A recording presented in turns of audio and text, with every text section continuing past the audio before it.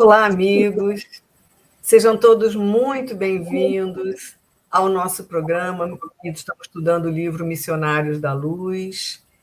Então, sejam todos muito bem-vindos. Espero que estejam todos bem. Tudo bem, Thelma? Graças a Deus, tudo bem. Esperando aí que os nossos amigos estejam muito bem também. E vamos a mais uma etapa do nosso trabalho, do nosso estudo aí, que está ficando muito interessante, trazendo tanto conteúdo, né, para a gente pensar. Isso. Vale a pena a gente se dedicar um tempinho, né? Isso mesmo. E hoje nós vamos começar o capítulo 6, né, Thelma, que é a oração.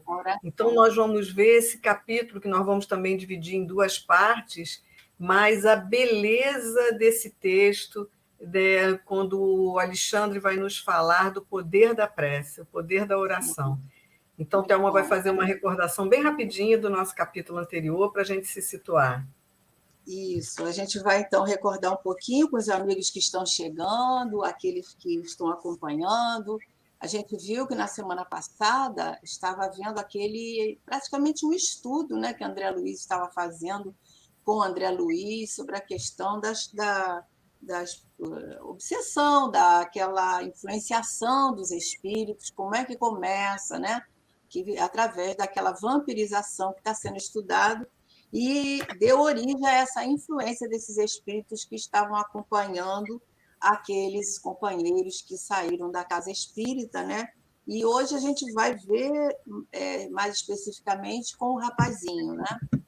Então, acredito que todos estão lembrando e falamos da necessidade, né, de nós estarmos sempre atentos, sempre vigilantes, com as nossas orações, com os nossos pensamentos, né? Para estarmos adquirindo boas companhias, né? E isso é muito importante, né? Trazendo para nós, para nossa casa, para o ambiente onde nós estamos, boas vibrações, elevando o nosso padrão vibratório, né? E é isso. Vamos lá, então, Márcia, no próximo. Então, vamos começar as nossas leituras e comentários. Vamos lá. Então, capítulo 6, a oração, a nossa parte 1. Então, vocês lembram que, né, eles saíram, eram a mãe, o filho e a filha. Saíram da casa espírita, estavam indo para casa, né?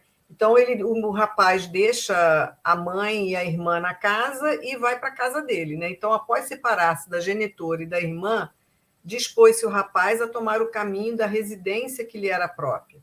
Seguimos-lo de perto. Doía-me identificar-lhe a posição de vítima, cercado pelas duas formas escuras. Vocês lembram também que eles estavam, né, tanto a mãe acompanhada do marido desencarnado e ele acompanhado de duas entidades que estavam ali, né, perturbando ali, né, influenciando ele. As observações referentes às microbiologia... Tá, sem problema. Tá ótimo, já voltou. Desculpa. Sem problema. As observações referentes à microbiologia psíquica impressionavam-me fortemente. Muitas vezes, na qualidade de defensor da vida, permanecera longos dias em duelo com a morte, sentindo a inutilidade da minha técnica profissional no ataque aos vírus estranhos que apressavam a destruição orgânica, zombando-me dos esforços. E na qualidade de médico, entretanto, na maioria dos casos, quando podia contar ainda com a prodigiosa intervenção da natureza, mantinha a presunção de conhecer variadas normas de combate em diversas direções. André Luiz aqui está lembrando, né, Thelma, de que quando ele era médico, né, que trabalhava nos combates, mas que ele não era invencível, que às vezes a morte o vencia, não é? Ele vai fazer uma comparação aí, né? Tudo que ele fazia, tudo que ele sabia, tudo que ele aplicava, os tratamentos que ele utilizava para determinadas doenças, sequelas, né? E ele vai começar a refletir, né, sobre a situação que ele está percebendo aí. Ele, no próximo slide, ele vai detalhar algumas patologias, né, que ele tratava e que era mais fácil do que esse procedimento que agora ele não vê como fazer, o que fazer. É. E aí ele vai continuar aí dizendo para a gente, vamos lá. Para todos os sintomas, saberia utilizar regimes, dietas, aplicações diversas, isolamentos e intervenções. Mas e ali? Diante daquele quadro, daquelas entidades que estavam ali acompanhando o rapaz, e além disso, vocês lembram que ainda tinham aquelas que eles chamavam de larvas, que estavam também junto à área sexual do rapaz. Então, à nossa frente caminhava um enfermo diverso. Sua diagnose era diferente. Escapava ao meu conhecimento dos sintomas e aos meus antigos métodos de curar. No entanto, era paciente em condições muito graves. Viam-se-lhe os parasitos escuros, observava-se-lhe a desesperação íntima em face do assédio incessante. Não haveria remédio para ele? Estaria abandonado, era mais infeliz que os doentes do mundo? Que fazer para aliviar-lhe as dores terríveis, a se manifestarem à maneira de angustiosas e permanentes inquietações? Já havia atendido entidades perturbadoras e sofredoras, balsamizando-lhes os padecimentos atrozes. Aqui nesse finalzinho, ele está lembrando que ele já atendia entidades já no plano espiritual mesmo, né? Como trabalhador, né? A gente já sabe que André Luiz já está há um tempo no plano espiritual, né? Já atendido pelo nosso lar, né? Naquele estágio que ele fez ali, né, começando por limpar os vômitos, né, e depois ele auxiliando ali a Narcisa, né, ele aprendeu muito, muito, muito, né, e ele deve ter visto coisas assim bem, bem graves, né, por isso que ele está se lembrando aí. Mas mesmo assim ele está surpreso, né, Thelma, com o quadro desse rapaz, né? Sim. Com que ele estava vendo ali, né? É verdade. Então, ele diz aqui que ele não ignorava os esforços constantes de nossa colônia espiritual, a fim de atenuar os sofrimentos dos desencarnados de ordem inferior. Mas ali, em virtude da contribuição magnética de Alexandre, o grande e generoso instrutor que me seguia observava um companheiro encarnado, presa de singulares viciações. Por quais fatores ministrar o socorro indispensável? Então, assim, ele está dizendo, né, Thelma, que ele estava acostumado a ver isso lá nos desencarnados, nos sofredores, já desencarna, mas como, e ali ele também estava com a visão aguçada por conta da ajuda do Alexandre, né? A gente já viu isso nos outros capítulos. Então, mas ele fala assim, como é que a gente pode socorrer o encarnado?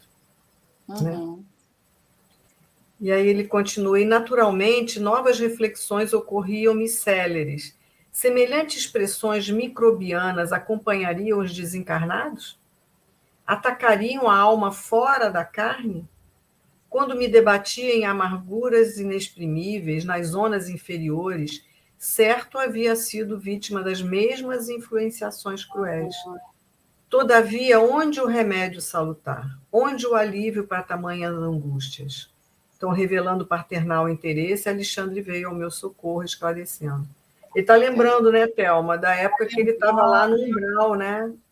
Está refletindo, né, aí sobre as questões que ele já vivenciou, né, que ele possivelmente passou por essas experiências, né, e aí ele pergunta onde o remédio salutar, onde o alívio para essa angústia moral, né, essa angústia tão profunda, né, da alma ali. E aí o Alexandre vai estar até elogiando ele por essa reflexão, né, que ele está vendo com maior profundidade as lições, né? E estas interrogações íntimas, quer dizer, agora é Alexandre falando para ele, André, são portadoras de grande bem para o seu coração. Começa a observar as manifestações do vampirismo, as quais não se circunscreve ao ambiente dos encarnados. Quase que a totalidade de sofrimento nas zonas inferiores deve a ela sua dolorosa origem. Olha a importância do que Alexandre está falando. Criaturas desviadas da verdade e do bem, nos longos caminhos evolutivos, reúnem-se umas às outras para a continuidade das permutas magnéticas de baixa classe. os criminosos de vários matizes, os fracos da vontade, os aleijados do caráter, os doentes voluntários, os teimosos e recalcitrantes de todas as situações e de todos os tempos integram comunidades de sofredores e penitentes do mesmo padrão, arrastando-se pesadamente nas regiões invisíveis ao olhar humano. Todos eles segregam força detestáveis e criam formas horripilantes, porque toda a matéria mental está revestida de força plasmadora e exteriorizante. Nossa, aqui a gente tem que ir até por partes, né, Thelma? Não. Então, ele está colocando aqui, né? Você quer começar a falar? Tem bastante coisa para a gente ver. Porque quanto mais baixa, né, a vibração, né, o padrão vibratório do espírito, né, maior força plasmadora dessas forças negativas vai existir, né?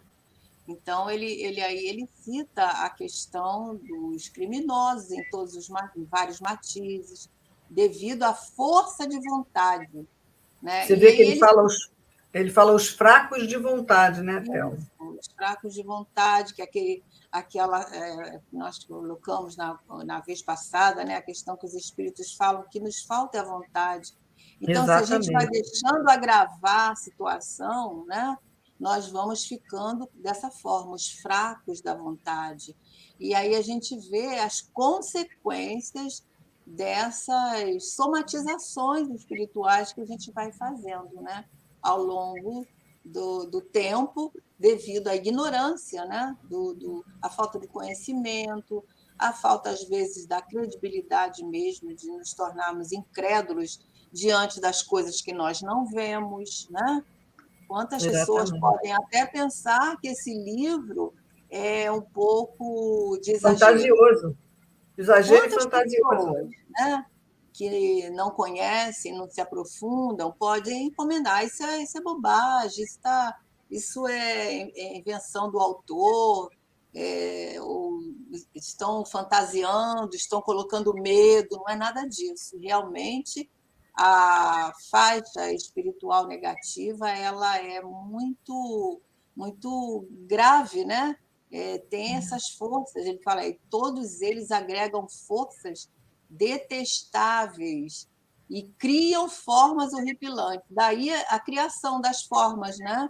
Tudo isso por causa da mente que está em desequilíbrio. Né? Que ele fala que toda a matéria mental, quer dizer, gente, tudo aquilo que nós pensamos é revestida de força plasmadora e Plasmadora, exteriorizante. Quer dizer, a gente plasma, quer dizer, a gente cria. Aqui os forma nossos física, pensamentos, eles têm forma. Eles eles têm têm forma forma, tem e eles se cheiro, exteriorizam. Tem cheiro, tem forma, né? né? Interessante quando ele fala aqui, né, Thelma, a gente já viu os fracos da vontade, os aleijados do caráter e os doentes Caráter voluntários. Isso chama voluntário. atenção a nós, né? O quanto os Isso. nossos pensamentos faz com que a gente fique doente, não O é? pensamento negativo, a falta de otimismo, a falta de ver valor na vida, né? Até Exatamente. a baixa autoestima, né? Quando nós ficamos depressivos, quando não conseguimos algo que aquilo nos deixa muito triste, a gente vai se entregando. Isso tudo vai gerando essas formas de pensamento e a gente não pode esquecer que elas criam, elas plasmam essas situações, né? Essa matéria que vem certamente associar com mentes que estão sintonizadas nesse mesmo padrão vibratório. Né? E fazendo com que a gente construa dentro de nós, como ele falou, né, aquelas larvas, esses micróbios, e por aí vai gerando doenças e tudo Como a mais, né? doença, né? Ao contágio. Depois Exatamente. da proliferação daqueles micro-organismos que vai deixar o sistema debilitado, né? No caso físico, a imunidade, né? E a imunidade espiritual também fica debilitada, né? Porque nesse momento que nós nos deixamos envolver por essas forças, nós vamos ficando debilitados, enfraquecidos, e eles vão dominando, né, todo esse campo. E é isso. Vamos nós.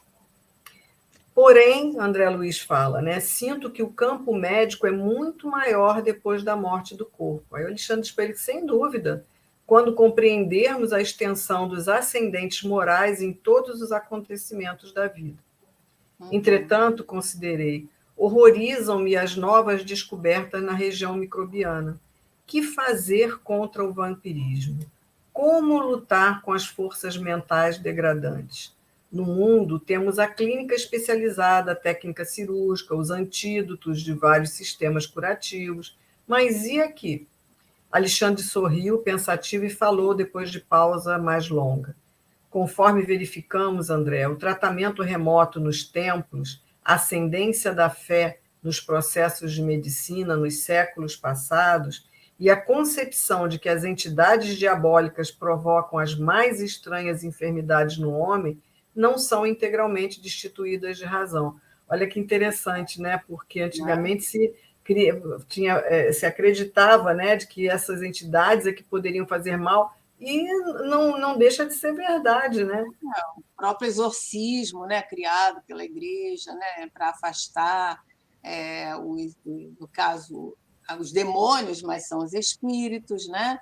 E essa questão de nós estarmos ligados a essas crenças, a essas possibilidades, desde séculos, né?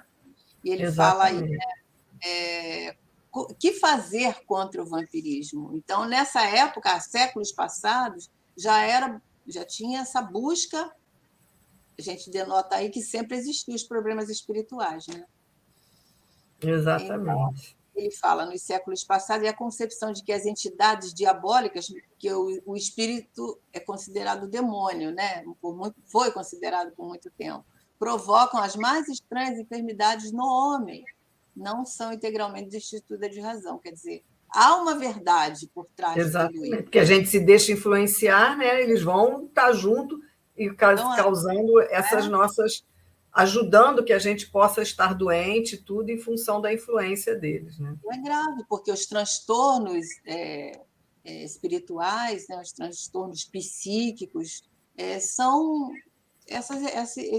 esse desequilíbrio, né? Quantas pessoas que estão nos manicômios, agora não tem mais essas internações, né? Mas quando Isso. haviam, eram levadas, às vezes, por esse desequilíbrio da pessoa ver ou ter alguma situação que causasse essa impressão, eram levados, eram internados, eram distanciados das outras pessoas. Tudo isso pelas essas forças mentais, né, que atingem o homem desde séculos. Desde sempre, né? Se estamos Desde aqui, sempre. se pensamos, né? Então Desde vamos, sempre. né? Indubitavelmente, entre os espíritos encarnados, se Alexandre continuando, né? As expressões mentais dependem do equilíbrio do corpo, assim como a boa e perfeita música depende do instrumento fiel. Todavia, a ciência médica atingirá culminâncias sublimes quando verificar no corpo transitório a sombra da alma eterna. Cada célula física é um instrumento de determinada vibração mental. Todos somos herdeiros do Pai, que cria, conserva, aperfeiçoa, transforma ou destrói diariamente. Com o nosso potencial gerador de energias latentes, estamos criando, renovando, aprimorando ou destruindo alguma coisa. Justifico a surpresa de seus raciocínios ante a paisagem nova que se desdobra à sua vista. A luta do aperfeiçoamento é vastíssima. Olha que interessante que Alexandre está colocando, né? Que nós somos herdeiros do Pai. Que o Pai cria, o Pai conserva, o Pai aperfeiçoa, transforma e destrói. Assim também nós. Nós temos o poder de criar, de transformar, de destruir. Nós temos esse poder. E ele coloca aqui que cada célula nossa é um instrumento de determinada vibração mental, quer dizer. E hoje tem vários estudos sobre isso, né? O como nós podemos transformar e nos curarmos em função da nossa vibração mental, da nossa vibração, de que cada célula nossa possa se renovar, porque a gente sabe que elas se renovam, mas possam se renovar de forma saudável, só depende de nós, né? É o Cristo interno, né, que todos nós possuímos, né, dentro de nós. O médico, cada um de nós, ele fala aí, né, cada célula física é um instrumento de determinada vibração mental. Então, cada um, por nós sermos herdeiros do Pai, nós temos isso dentro de nós, essa força, né, que vem dessa centelha divina que todos nós somos, né? E todos nós Exatamente. possuímos esse médico interno, tanto que há curas, né, através de tantos processos, porque a cura não é do corpo, a cura é do espírito. Então, ele fala aí, todavia a ciência médica atingirá culminâncias sublimes quando verificar no corpo transitório a sombra da alma eterna. Então, não tratar a doença, mas sim o doente, né? Porque o doente somos Exatamente. nós. Doente não é do corpo, da alma, porque a doença começa na alma, né? E aí eu estou me lembrando, Márcia, quando Jesus ele perguntava, né, àquele que ia buscar, tu tens fé que serás curado?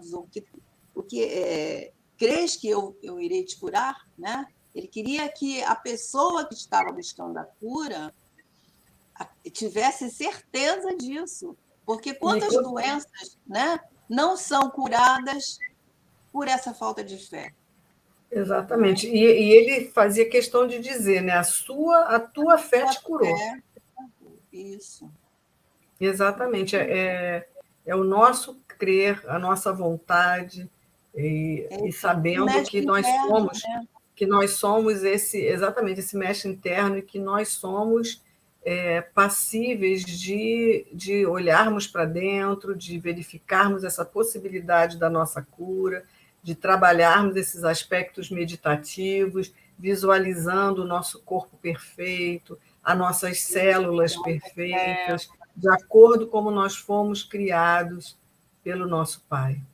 Tratando as nossas células, né? Vendo elas com saúde, com vitalidade. O Pastorino, né? Como é mesmo o nome dele todo? O Carlos Então, Pastorino, né? Carlos Carlos, Torres Pastorino.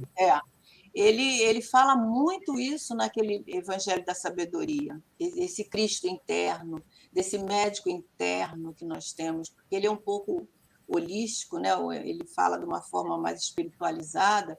Então, existe esse Cristo interno. Nós não temos noção dessa força interior que nós possuímos dentro de nós. Uma energia muito grande, uma força que só nós podemos acionar, né? E isso é dito lá no Evangelho, segundo o Espiritismo, por Lázaro, né, que vai falar dessa força que vem através da vontade, que ele diz lá, se nós soubéssemos essa força que nós podemos acionar através da vontade, nós ficaríamos surpresos e estaríamos vendo que podemos produzir verdadeiros que chamamos de milagres, né? A gente sabe que milagre não existe, mas que é possível nós conseguirmos a cura, conseguirmos obter aquilo que nós desejamos quando acionamos essa força. Tem um livro, gente, que não é espírita, mas já foi muito trabalhado pelo Dr. Jorge Pio também, que se chama Biologia da Crença, de Bruce Gosto Lipton. muito E dele. ele fala das pesquisas com a questão com as células, através do pensamento, de como a gente consegue transformar a doença em saúde em função de trabalho com as células, mas através de nós, da nossa mente. A Então, são mente, o trabalhos querer. belíssimos aí. Ele trabalha muito com essa ideia, né? O querer, a vontade potencializada naquilo que nós queremos obter, né? E nós acionamos essa força. E quem Exatamente. pode acionar essa força é só nós. Nós precisamos de saber que ela E, existe, e, e com a fé de que está além da nossa força, nós, quando a gente quer, nós somos ajudados também, né? não é? Exatamente. Vamos lá, então. Então, vamos nós. Quanto ao combate sistemático ao vampirismo nas múltiplas moléstias da alma, aqui também, no plano de nossas atividades, não faltam processos saneadores e curativos de natureza exterior. No entanto, examinando o assunto na essência, somos compelidos a reconhecer que cada filho de Deus deve ser o médico de si mesmo. É o que nós estamos falando aqui, né? E até a plena aceitação dessa verdade, com as aplicações de seus princípios, a criatura estará sujeita a incessantes desequilíbrios. Entendendo-me a estranheza, Alexandre indicou o rapaz que se dispunha a penetrar no reduto doméstico depois de pequeno percurso a pé e falou: há diversos processos de medicação espiritual contra o vampirismo, os quais poderemos desenvolver em direções diversas. Mas, para fornecer a você uma demonstração prática, visitemos o lar de nosso amigo. Conhecerá o mais poderoso antídoto. Olha só, né? Que antídoto será esse, né, Thelma? Será esse, né? Mas isso aí que ele está falando antes é muito lindo, que a gente confirmando o que a gente estava pensando ali no outro slide, né? Essa questão do médico de si mesmo, médico interno, essa força que podemos acionar. Então, isso aí, aliado com esse poderoso antídoto que ele vem falando aqui, é realmente a cura, né, para todos os males. A gente sabe, por exemplo, até o remédio de homeopatia, às vezes ele não faz efeito em determinadas pessoas que não têm essa convicção, né? Que acham que aquilo ali não. A gente conhece pessoas, até, por exemplo, na família, né, que acham que aquilo ali é um placebo, né? Que não vai fazer efeito. Então, a gente vê até a água fluidificada, né? Pode curar, dependendo Exatamente. dependendo da necessidade que nós temos. O doutor Bezerra de Menezes, quando ele não tinha como ajudar, ele oferecia água e fazia uma prece. Então, a gente sabe que o remédio ele está aí, né? Pronto para ser usado quando nós queremos que ele faça Você efeito. lembrou de uma coisa boa, né? Da água fluidificada. Então, tem um texto nos Domínios da Mediunidade, acho que é o capítulo 12, que vai falar de clarividência e clareaudiência, que o benfeitor espiritual, Clementino, ele vai magnetizar, que eles estão numa reunião mediúnica, né? Houve também desgaste fluídico, e aí ele vai magnetizar a água para que os médios tomem, né? Os participantes da reunião em geral, né? E ele fala que como a gente ainda tem tanta dificuldade aqui de ser o médico de nós mesmos, né? E o quanto que a água tem um efeito ainda muito questão de curador para o corpo físico, Sim, e o corpo emocional também. E André e Emmanuel tem um texto lindo no livro Segme, do Chico, que ele fala isso: ora, pede, espera, que aquilo ali, depois você vai tomar a sua água com fé. O texto é esse mesmo, é água fluida, o título do texto. E ele vai, ora e espera, porque a ajuda vai vir. E assim, e faz bem mesmo, ela se torna um remédio para nós, né? Mas temos que ter fé. A gente consegue orar, nós mesmos ajudando na magnetização da nossa água, mas os espíritos vão ali colocar tudo que a gente precisa nela, né? E às vezes ela até muda mesmo o sabor, né? Ela muda. Não é sabor porque a água não tem sabor, mas tem impressão que ela está diferente, porque os espíritos estão ali colocando medicamentos, né?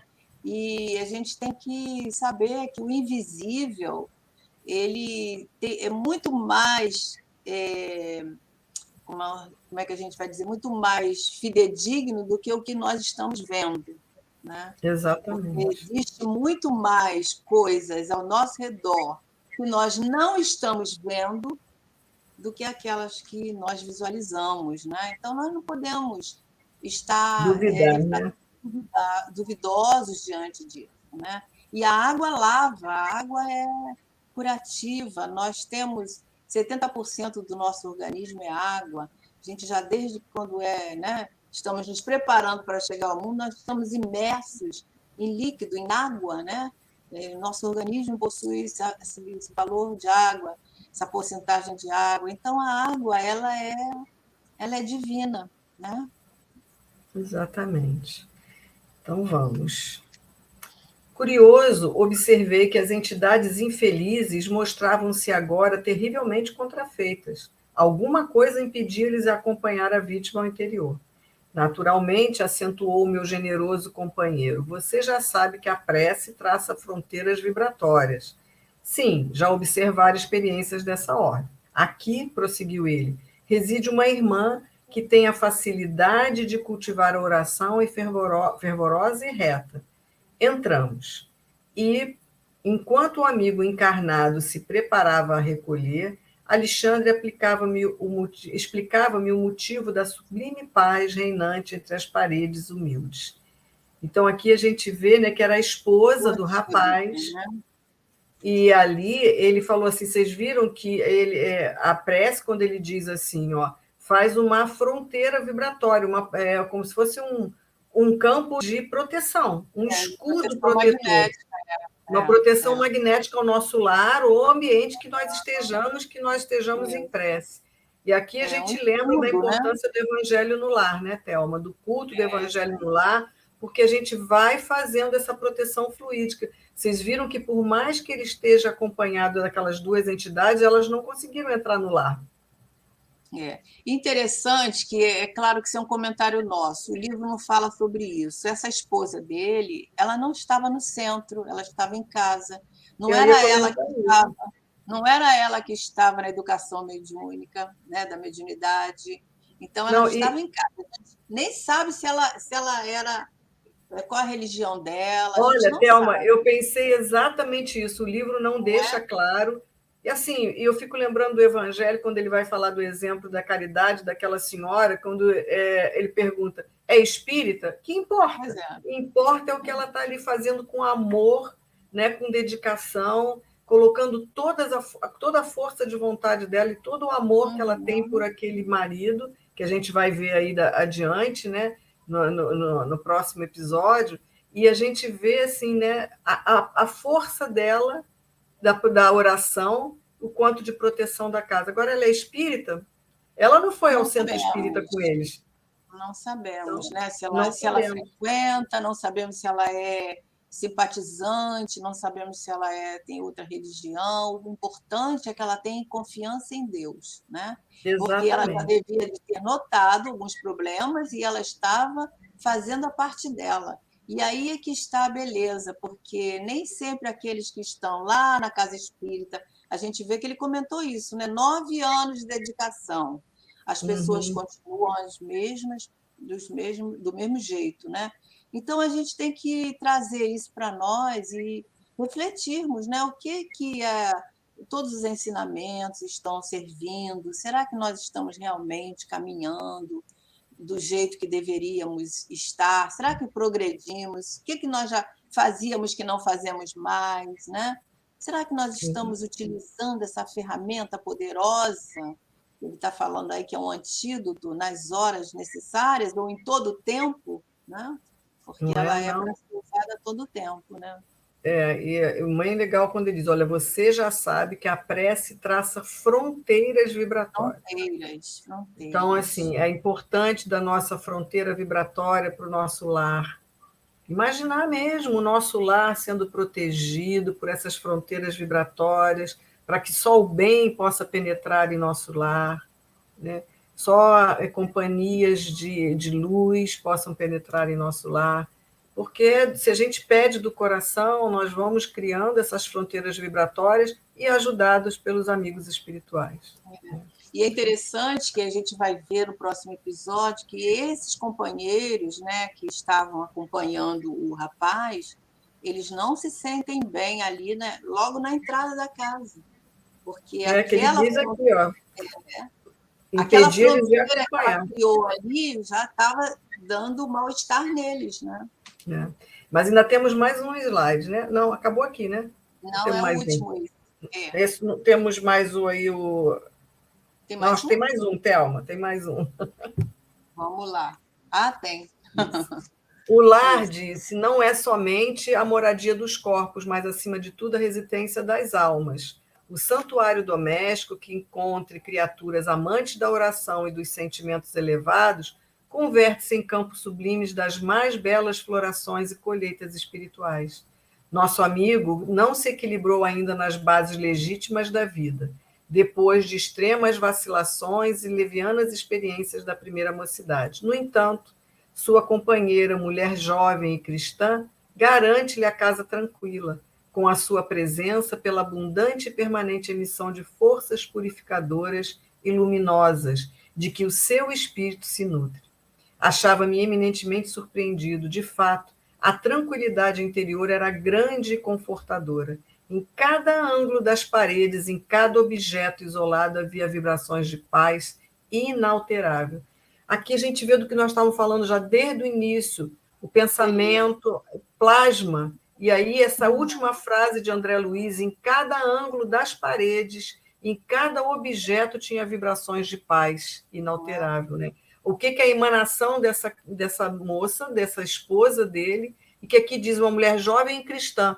Não importa a religião, mas tudo aquilo que ela faz garante ali, né, Thelma, uma vibração boa dentro do lar, né? Um ambiente Faz com tranquilo. coração, faz com confiança, faz com a certeza, né? Não importa qual credo que nós temos, mas que seja verdadeiro, que tenha um sentimento envolvido, né? Eu fico às vezes pensando, né? Como seria os nossos lares e como seria a terra se nós realmente tivéssemos o hábito da oração diária, né? Porque a gente Exatamente. sabe, acho que no livro Os Mensageiros, ele vai falar, né, que ele fala do culto no lar, mas a prece, esse sentimento, ela desenvolve em toda a psicosfera do lar, mas envolve também a A rua, vizinhança, a rua, a vizinhança. as vizinhanças. Então, ali se torna um ponto de luz mesmo, né?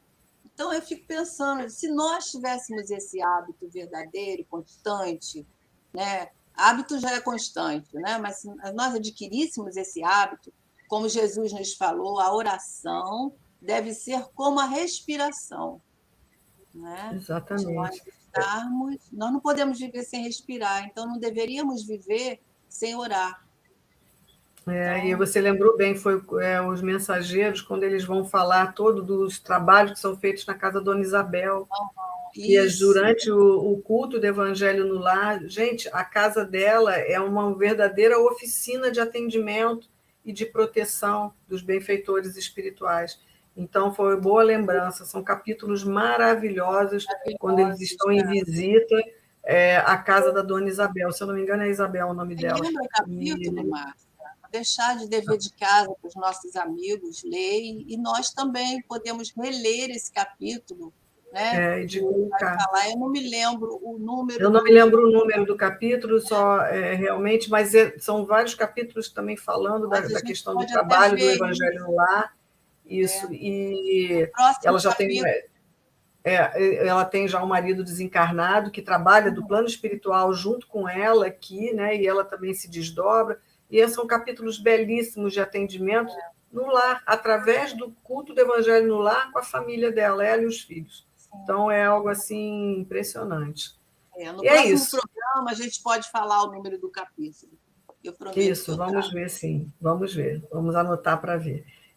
Queridos, assim, então, muito obrigada. Gratidão mesmo pela companhia de vocês, por esse estudo. Espero que estejam todos aproveitando bastante, como eu e Thelma estamos aproveitando, tirando lições para a nossa vida, né? Para que a gente não esqueça das nossas Certamente. preces diárias, né? Pelo menos ao dormir e ao acordar, né? Pelo menos nesses momentos. Pelo menos, né? E a gente tem visto pelo chat, pelo que vocês colocam no chat, que as pessoas estão participando, estão desenvolvendo aquilo que nós estamos falando entre si. Isso é muito bom, né? Porque vai ficando ali a lição, isso é estudo, né? E nós agradecemos muito por essa companhia de vocês, esses comentários que vocês colocam aí, que a gente lê, né? Isso faz muito bem para nós, nos motiva a estudar, a trazer as questões mais de forma que nós possamos entender, conversar e praticar, né? Fiquem É com Deus, isso. com Jesus e até o próximo programa, se Deus quiser. Até mais, Marta. Até lá, até o próximo programa, gente. Se Deus quiser.